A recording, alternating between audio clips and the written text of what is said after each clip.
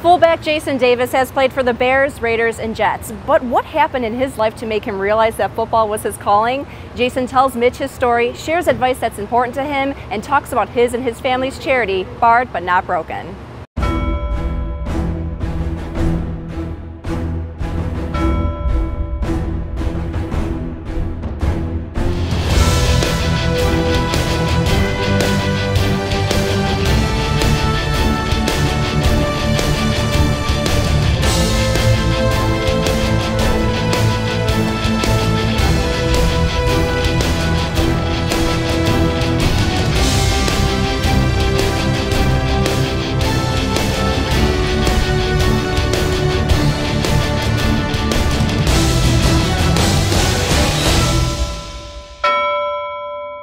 Let's talk about you now, and then we'll drive back into time.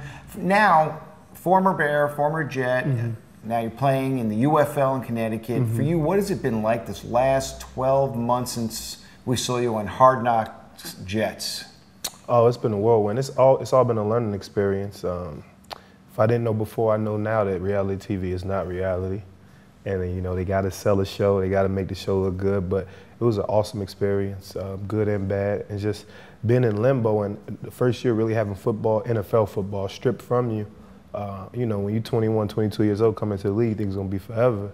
And to go a whole season without playing in the NFL and have to watch my friends and watch my guys, it was rough, but it just fuels that hunger to try to get back up there. How tough was it as a kid and then working your way up through school into high school for you? It wasn't as tough in the sense of the fact, like, for all intents and purposes, I lived in like a Cosby home. My father's married to my mother, they both worked. I woke up with seeing that love, that marriage every day, and that was my home. But at the same time, I have one brother. At the same time, you got to leave that door and you're hitting reality. You know, you got the gangs, you got the drugs, you got the women, you got every obstacle that can stand in your way, and just circumventing that and being able to jump all those hurdles. It was rough, but I made it, you know. If I never play another down in the NFL, I mean, I got 4 years in, I went to college, went to high school, so I can still go back to the community and talk to those kind of kids and like, yo, I came from the same environment that you came from, and I was able to overcome that and do other things. What was it? Was it your mom, your dad, both? Who was the one that, or who are the most responsible people that helped you avoid those pitfalls of the gangs, the drugs? Because I assume, as a little kid growing up, they come at you and they keep coming at you. Of course, you know, I'll be the first to admit it. Like, my father was a probation parole officer, still is. My mother worked at AT&T, but on my block, having a father, my father's 6'4", deep voice, bald head, looked like Shaft in his prime, you know, so he wasn't going like, he laid the hammer down, you know what I'm saying? But at the same time, like I said, you had to leave that house. It was a point in time, I'm not ashamed to admit, I thought I was a Crip. I thought I was in a gang, because my brother did it, and you know, I'm coming up under him. My brother's so dope, so I figured out, you know, wasn't good at it. Math game, terrible. And if you know anything about that game, if you're math terrible, that's not the game you want to be in. But, you know, I started losing friends, you know what I'm saying, at a young age. And that's when I realized, yo, this is not the life. And right then and there, I realized, like, that's not for me. I'm not tough enough to do this. I'm not going to shoot anybody. I'm not a good drug dealer. I can't count well. I better try to, you know, be as fast and strong as I can, play a little sport. My brother wasn't as fortunate, you know, but I also learned from his activities and his mistakes. And that's what helped me and my father and my wife move into this next phase with our foundation, just watching what it went through when my brother had to go to the penitentiary and watch how it affects the family. And that's what sparked this idea for our foundation, what we're working strongly in right now. Talk to me about the foundation. The name of it is? It's Jason Davis, Barred But Not Broken. Even though my name is on it, because I'm the one that do the blocking and score the touchdowns, it's my whole family. We all involved in this thing, and our base is to keep the families together. When someone from your family, unfortunately, if he has to go to the penitentiary, she has to go to the penitentiary, the kids suffer, and they shouldn't have to. And so we're focusing on that, keeping them together. We're also focusing on when they get out, because they're not going forever. When they get out, that re-entry into the society. We want to, you know, get them suits, get them job skills, because it's hard. I mean, when my brother came out, he went in my rookie year. He came out like my third year, and he didn't work for a whole year. And I saw the effect that it had on the family, because you got these people that's used to getting money even though illegal. Now they trying to do the legal way and they're not getting no opportunities. So what's stopping you from going back to what you know? And I'm so proud of him. Every day you wake up, I'm so proud of him for staying on the narrow, on the straight and narrow, and that energy.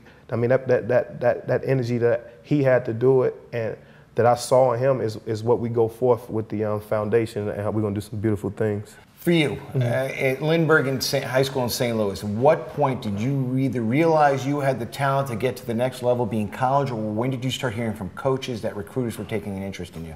And what position were you playing? Halfback specifically? Wide receiver. Wide receiver. Yeah, I was playing wide receiver, but I kept making plays. You know, I kept making plays, and I never was in the early going. I was never as fleet of foot as I wanted to be. In my mind, I wanted to be fast, but I wasn't. But as I kept growing, and sophomore year, junior year, I just got faster, and I was pulling away, and I'm like, wait a minute, I'm pretty good at this, you know. And that's all I did. I ate, slept, lived football. It started in the school, and then I wanted to be the best in St. Louis, and I want the opportunity to be one of those guys to go to play D1. So about my senior year, I started getting some phone calls. I was actually, the first college visit I ever went on, I was on it with Garrett at Northern Illinois. Oh yeah? It was Garrett, it was Tim Brasic. It's a lot of guys that's still playing now, and it didn't work out at Northern. I ended up going to Illinois, but that's when I went on the visit, and I was around the guys, I was like, oh, I could play with these guys, man. You know, I was watching their film with the coaches. You know, the only thing happened at Northern, they wanted me to play linebacker. Should have went that route probably, because this fullback thing, it's rough. It's rough. But at the time, I didn't want to tackle anybody. Right. I didn't want to tackle anybody. What was advice or what was the best coaching advice that you ever got or thing to live by on and off the field that was passed on to you? The further you get away from the game, your sports prowess grows. So when I'm telling my grandkids and my great-grandkids, I probably won the Heisman, couple Super Bowl, national championships. But what I was told, like, when you look back on your life, you want to be proud of everything. Not just the time you spent on the field and your helmet and your cleats. You want to be proud of everything, your life as a whole. So take the game serious, you know, have fun, but don't let the game define who you are as a person.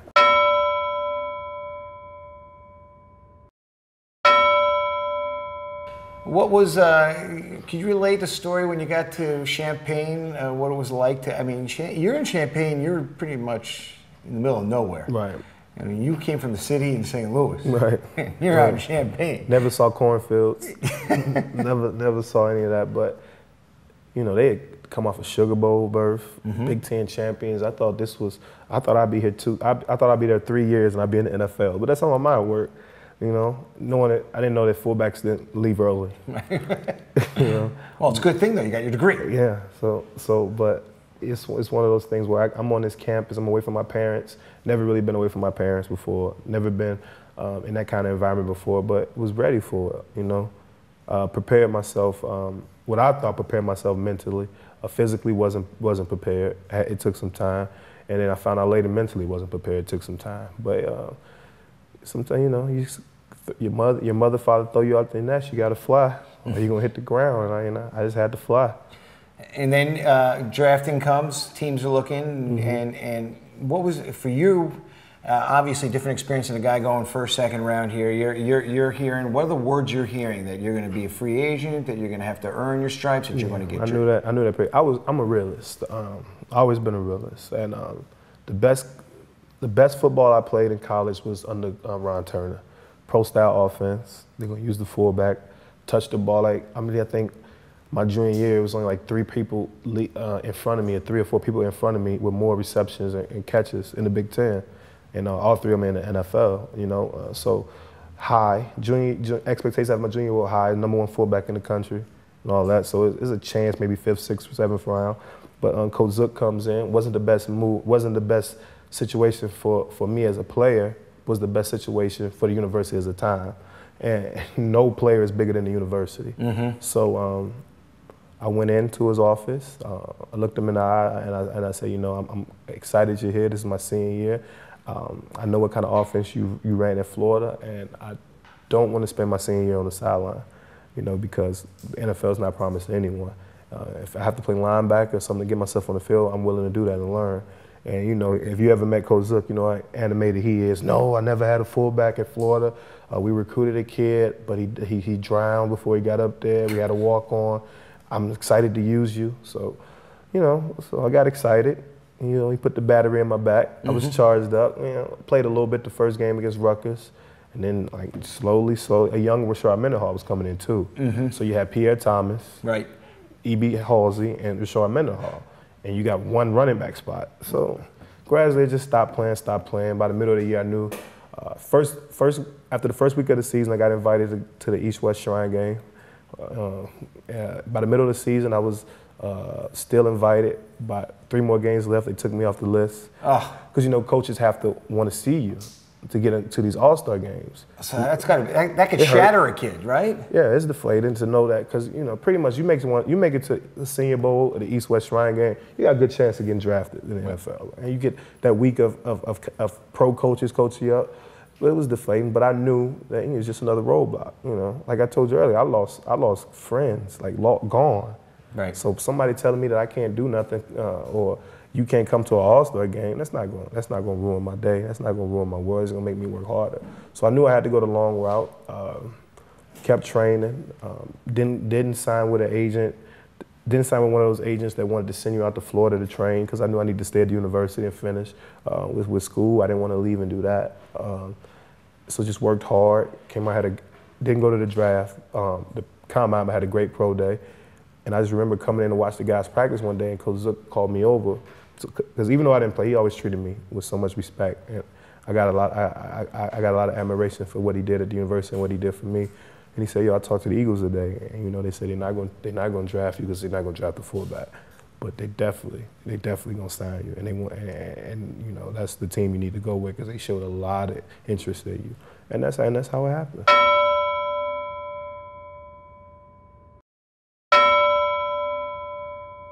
Eagles, bounce around a bit. When you get back here and you start playing for Chicago, what's that like for you? Now your parents can drive up, see you on Sundays, even have dinners and whatever they want with you here in the city. That was a great experience. I didn't grow up here, so I didn't know how much people love the Bears until I caught a flight from Philly to Chicago, and I drove from the north suburbs to my wife's house in the west suburbs.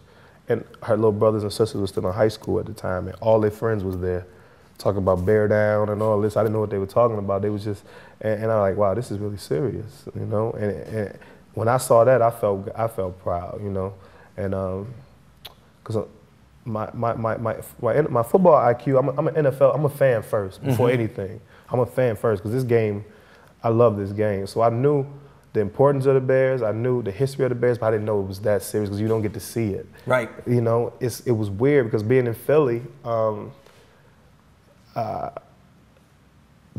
is different than being in Chicago. Like, being in Philly, like, if you're a star, you get recognized on the streets.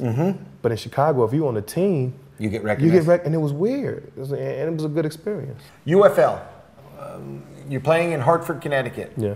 Obviously, big difference from NFL to UFL. It's almost, I would think it's almost like minor league baseball, not in the caliber of play, but the luxuries that you're able, right? Yeah, I look at it as an audition. The only way I'm gonna get back in the NFL is if I play very well in the UFL, and I know that, and that's the way the cards have been dealt. There's not a lot of fullbacks in the league. A lot of teams, when they get one, they keep one, and they're gonna trust that person, so that person's gonna stay there for a while. I understand that. So this is the only avenue to get back to the NFL for me. And if, you know, me and my wife sat down and, you know, I have other things lined up if I can do other things. And she said, you know what, you know, you're 27. You don't want to look back and say, yo, I could have still played. You know, every day you wake up, you're further away from never putting a helmet on again. So we're going to ride it out, you know. Good. We're going to ride it out. And I know that I have to play well in a situation with a coach that, you know, my NFL IQ comes in again. I know who Jerry Glanville is. I know about the grid splits. I know about the run and shoot offense. So I'm in a situation again. I don't know if they're going to use a fullback, but I'm still on the roster, and I got to go there and compete. And what has your off-season regimen been like? Can you describe a day of training for you? How many hours, or what you're doing? We've seen a lot of different routines, working on the quick twitch muscles and that. What is a routine for you every day? It changed in the last 2 months or so, but my wife's father company, the Will Group, we do like a lot of street lights, like you see outside the window and on Michigan Ave. So it used to be I wake up at 5, go do a workout, go to the warehouse and help out from like 9 to like, I never made it. I hope he doesn't see this, but I never made it the whole day. I took a nap somewhere? No, I just left. I'm not a 9 to 5, but I put together a lot of lights. Yeah. So wait, you physically, the street lights, we don't go up and put them, we just manufacture, we put them together. Okay. Yeah, so we did Soldier Field I thought you too. meant like a training extra, we did lights. I was going to ask you what kind of training that is. Like the lights at Soldier Field, we did those, all up Lakeshore, all on Michigan. We put them together. It's a lot behind that. Yeah. These hands. Those hands create things. These create things. So I would do that. I would go to work for a while, then go to another workout. And Jess would get home from school stressed out. It was around finals. So I would stay out of her way. And Jess is going to be a lawyer. Right. Working her way to law. She'll be in there doing her homework and reading, and I'll be in here with the TV down trying to make noise. Playing a little Xbox. Playing a little video game, yeah. And then I'll go again because the gym was 24 hours, FFC on State. And so I work out 3 times a day. I do cardio, I do a lift, and I do another lift. Because I want to add bulk. I figure I always played it, like when I was with the Bears, Rusty wanted me at 235. I was weak. I was fast, but I didn't feel strong. Right. The Jets wanted me at 240, so I just want to try to, when I look at, for example, when I look at a Jason McKee and I look at myself, like I didn't look like a fullback. Like if you see Jason McKee, you like he's a fullback. Yeah. And I wanted to change that, so I hit the gym heavier, stronger. I want to, a lot of the NFL is the look test. They want to shake your hand and hey, how you doing? A lot of it is the cattle run. So I want to bulk up a little bit and carry a little more weight. And so after I lifted, I wasn't running as much. So I stopped going to work so I could train all day. So I can run more and keep my speed. Because one of two of my attributes were my speed, my quickness, and my ability to catch the ball. Yeah. Right. So I wanted to keep that, but I also want to bulk up. So just finding that balance. So about 3 workouts a day. Take Jess out. I work out with my wife. That's great. Take it through the ringer. Yeah.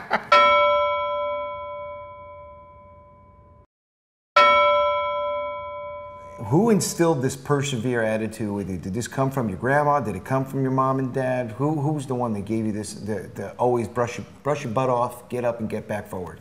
Because if you're not going forward, you're going backwards. My father was very instrumental. I like to say my father gave me a foundation and a base. You understand? And he pretty much let me figure out the kind of person I wanted to be. But the reality of it is you grow, and you're still looking for something. I was searching for something then. When I met my wife, wasn't my wife then, she was very strong in the religion, and I wasn't. And any man worth his salt, if he's trying to get a woman, he's going to start adopting some of her traits and some of the things she liked. Oh yeah, I love that. Yeah. The Yaya Sisters, the Traveling Pants, I love that movie. Oh God. Yeah. But you have to, so it went in as, what, I'm gonna pay a little more attention to this religion thing because it's what she's really adamant about. Then you start reading it, and you realize that it wasn't for her, it was for you. She was just the avenue to get you back to it. It just gave me that attitude, like life could be a lot worse. I still have a wonderful home, a wonderful family. A lot of it, and the things that I hold the most dear have nothing to do with football. Like football is a hobby and a passion and a love, but that's going to end one day. My marriage isn't, my family isn't. So it just gave me this will to, and this will to never give up, and just to know that it can always be worse. You got women swooning all over you. The fact that you mentioned Yaya Sisterhood of Traveling Pants is bad enough. Hey, a lot of people don't drink wine coolers. But women do, so you better have some in the refrigerator. If you're a dating man. A Zima here or there, maybe. Ain't nothing wrong with a little Zima or Mike's Hard Lemonade. All right, here we go. Some 5 questions. Okay, I'm going to ask you. Just give me the first thing that pops into your head. Mm-hmm. All right. Chicago or New York pizza? Oh, I have to say Chicago. Oh, you're killing me. But because I live here, I don't like that thick cornbread crust, but I don't want to get beat up on the streets. I like the long slice from Lorenzo's. You fold it over, and you. Okay, you eat it like us. Yes. Okay. I can't eat their pizza like that. But if we want to get real, St. Louis pizza, no one likes it but people from St. Louis. It's like eating off a little cracker. Favorite or best song for you to clear your head to, or artist? Oh, it had to be Lauryn Hill. To clear my head? Yep. Lauryn Hill. Or I like the old stuff, man. Stacey Lattiser, all that. You put the Pandora on, and I like that. Best vacation spot? For me, I haven't been on a lot of vacations. The last big vacation I went on was with AP and Chris Williams. We did it on a cruise. I'll never do a cruise again. You throw up the whole time? Oh, no, I didn't throw up. It's just like eat nonstop. Yeah, it's crazy. The lines are long. The people are push you out the way to get to the breakfast buffet. But my honeymoon was in Italy. I was so excited to be married. I don't think I took the whole Italian culture in, and I'd like to do that again. Favorite class in school, going either college or high school? Recess. Honest man. Best breed of dog? English bulldog. And why? Because Doughboy's the man. Doughboy's your 4-year-old? I've had Doughboy for almost 4 years now. He's barked 10 times. That's it. All he wants to do is eat and sleep. He wants you to give him a little rub every now and then. What guy doesn't? Yep. Perfect. Perfect man. I do have 3 questions. One is from Steve. He's 5. He wants to know what your favorite TV shows are, which I think I can almost answer because we were watching The League before we started out here. That's a new one I'm checking out, but I love Man vs. Food, and I love House Hunters, and I love Monk. There you go, Steve. And speaking of TV shows, I'll segue into Dan's question. Dan wanted to know about HBO following your run. Was that distracting while you were training and everything going on? Was that affecting your play at all? Yeah. I mean, I'll be a lie if I said having a camera right there in your face, you try to act as normal as possible, but it was just so hard. It's just hard to do your everyday thing. I would imagine. Yeah, but it was exciting. But I don't think you can be a normal person with a camera with you 24/7. Understood. And last question from Trish. You had mentioned earlier your extracurricular activities you did before you realized your passion for football. Yeah. Did you actually ever get in trouble with the law? No, I was scared of my father. I never really got full-fledged into it. They wanted me, when you play sports in the neighborhood and you're good, they're gonna want you to be a part of them. But I never, I had my Ninja Turtles on my mind. I didn't get in trouble with my father. I couldn't commit. Yeah. I couldn't commit. So this just in, we have a question from DJ Moore, who it's kind of become a tradition now for the show. He wants to know, what does football mean to you for your meaning of life? How does it connect with you? Life to me is your family. Life to me is your children, your wife, your aunts, uncles, grandparents. But football is just, for some reason, it's just embedded in me. It's just something I know I need to do. It's like, you don't ask a lion, why does he chase a gazelle? He just knows he has to do it. And that's how it is with football. I know I got to play the game. But as far as my life, no. My life is based on my family and my children. When I have some, I don't have any yet. Just Doughboy right now.